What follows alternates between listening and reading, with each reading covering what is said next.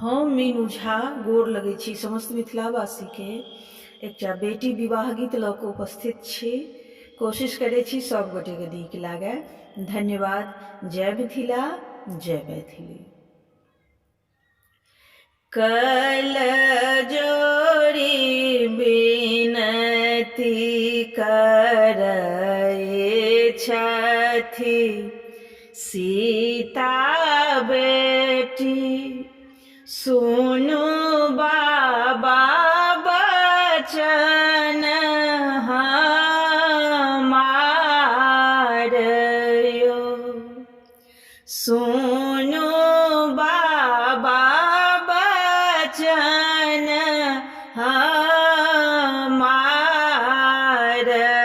यो। चोर चंडाल बाबा हाथन धरायब, पंडित करब जमाइयो।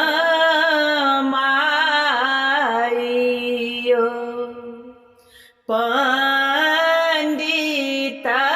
करब जमाइयो।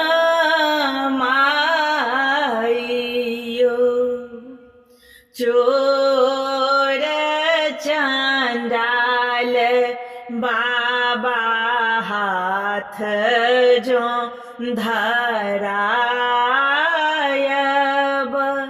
मारत में बिनु अपराध यो।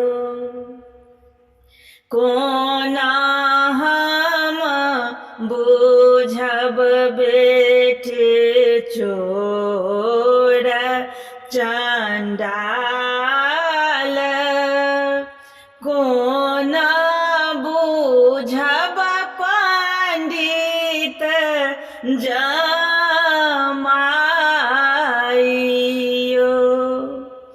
बन पैसी चानन चौकिया छेबायब, नग्र पैसी जोहब जमाइयो।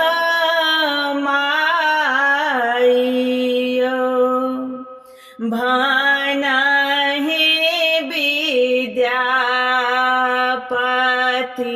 सुनो हे सुनए नाम, लिखल मेटल नहीं जाइयो।